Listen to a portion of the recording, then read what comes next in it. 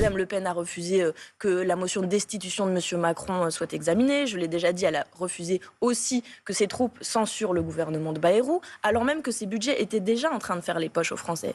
Ce budget contient un tas d'horreurs pour casser les services publics, pour le droit au repos des Français. Et donc non, il n'y a rien à sauver. C'est un budget des revenus, par absolument exemple, terrible. du 10 septembre, ça veut dire un jour, ça veut dire une semaine, ça veut dire 3 mois? C'est un mercredi, cette journée de mobilisation. Il s'agit de bloquer le pays parce que le seul rapport de force que peuvent comprendre les macronistes aujourd'hui est le président de la République en premier. Merci Adrien, bonjour à tous. Bonjour Clémence Guettet. Bonjour. Merci d'avoir accepté notre invitation pour la rentrée des 4V. Cet après-midi à 16h, le Premier ministre tiendra sa conférence de presse de rentrée. Le budget sera au cœur de son intervention. Est-ce que vous dites ce matin, de toute façon, quoi qu'ils disent, nous le ferons tomber?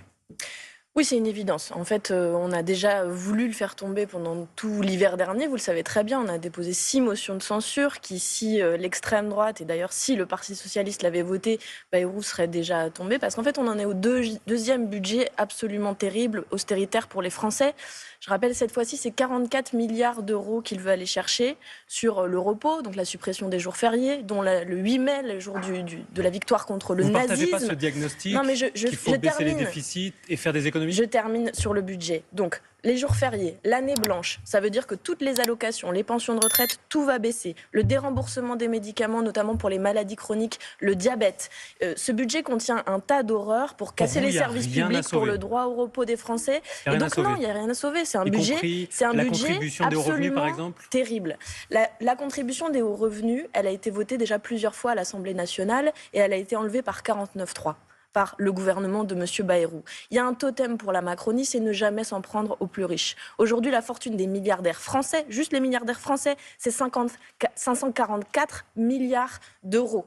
Et c'est le budget de 4000 hôpitaux publics, par exemple, en France. Donc il y a un gros problème. Et vous parliez du déficit. Le 6% de déficit qu'on connaît aujourd'hui, c'est à cause de la Macronie. Ce sont les cadeaux fiscaux, ce sont les dividendes versés aux actionnaires, c'est les 1000 milliards de dettes supplémentaires. Donc il faut s'en prendre à ce totem. Et nous, on a des mesures très simples, en fait. De l'argent, il y en a. Je vous disais, il manque 44 milliards aujourd'hui. Je vous en trouve 41 milliards en 2 mesures. La taxe Zuckman sur les très, très riches et l'impôt universel sur les entreprises. Le gouvernement y est opposé. Mais le gouvernement y est opposé parce qu'il se fixe ces totems. Je vous rappelle qu'il y a 10 millions de personnes sous le seuil de pauvreté aujourd'hui dans notre pays. Il faut faire quelque chose. On entend beaucoup, en cette rentrée, bloquer, censurer. On n'entend pas beaucoup négocier.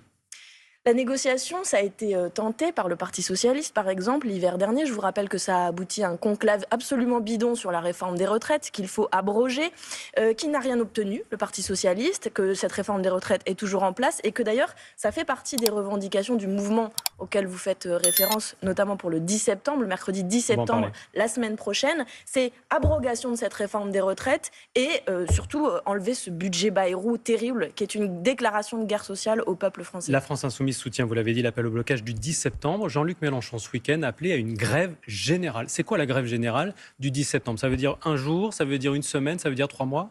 C'est un mercredi, cette journée de mobilisation. Il s'agit de bloquer le pays parce que le seul rapport de force que peuvent comprendre les macronistes aujourd'hui, et le président de la République en premier, c'est le rapport de force économique. Il faut leur montrer que cette inégalité du partage des richesses, ça n'est pas possible. Qui produit la richesse de ce pays? Ce sont les travailleurs. Donc ce mercredi-là, nous disons, c'est aux syndicats de le faire, de convoquer évidemment leurs troupes, de leur dire de se mobiliser, mais nous leur disons, venez en appui de cette riposte populaire qui s'organise. C'est un mouvement spontané. Ce sont des gens sur les réseaux sociaux qui ont dit, moins il y en a pressés assez. que vous, les syndicats, à soutenir ce mouvement. Ils ont dit, par exemple, Sophie Binet dit, c'est un mouvement nébuleux, ce blocage du 10 septembre. La CGT a appelé à soutenir le mouvement du 10 septembre, notamment certaines fédérations de la CGT. C'est le cas aussi de Force Ouvrière. Ils veulent se voir d'abord, et le vous le 1er savez, septembre. ils en discutent la semaine prochaine.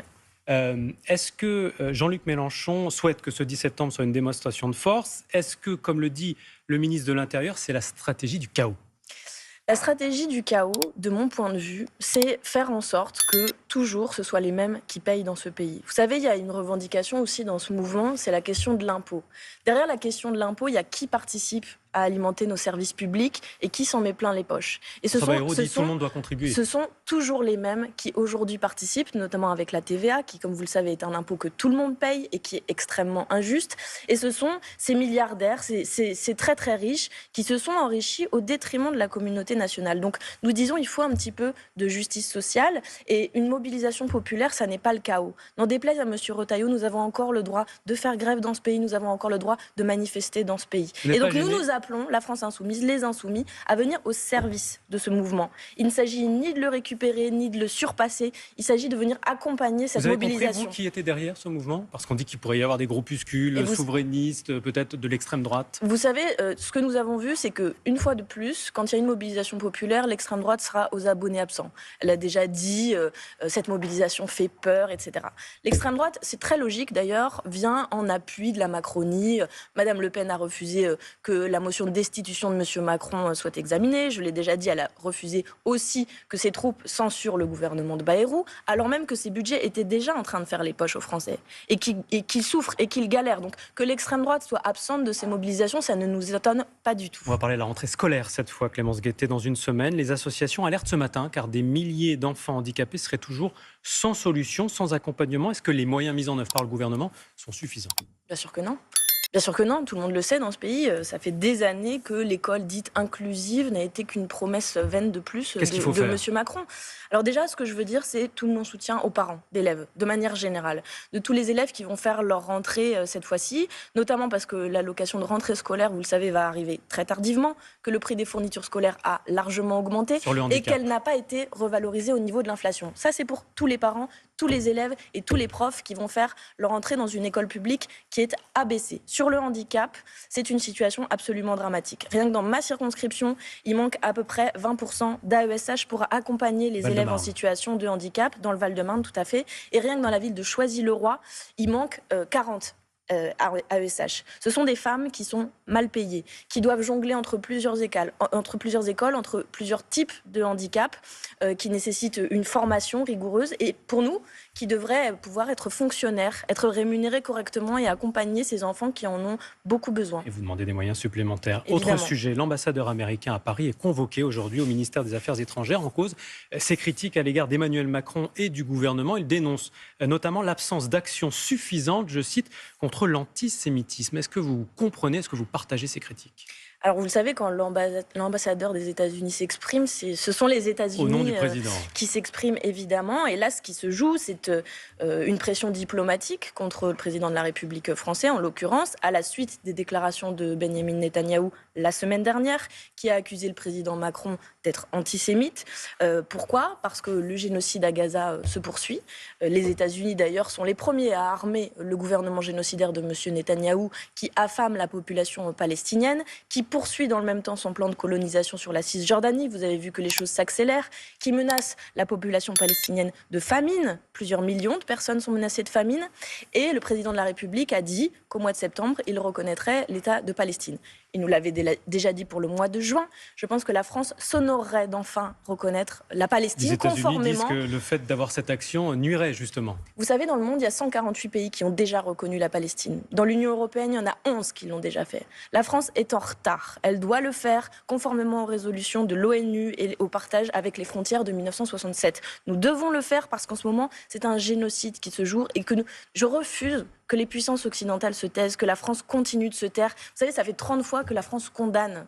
La France condamne, mais ne fait absolument rien. Et donc oui, nous n'allons pas être vassalisés par les États-Unis qui ont décidé de soutenir M. Netanyahou et son entreprise génocidaire. Et donc oui, la France va reconnaître l'État de Palestine. Alors, le débat autour du nouveau budget français suscite de vives réactions entre austérité budgétaire, réduction des dépenses sociales et protection des plus fortunés. Les critiques se multiplient. À cela s'ajoute donc la crise de l'éducation inclusive et les tensions diplomatiques liées à la situation en Palestine. Cette vidéo résume les principaux enjeux soulevés: appel à la grève générale le 10 septembre, injustice fiscale et défis en matière de droits humains. Que faut-il comprendre derrière ces choix politiques? Jusqu'où ira la mobilisation sociale? Est-ce que la France est-elle en train donc de perdre sa boussole sociale et diplomatique? Dites-nous ce que vous en pensez et abonnez-vous pour ne plus manquer nos prochaines analyses d'actualité. À tout de suite.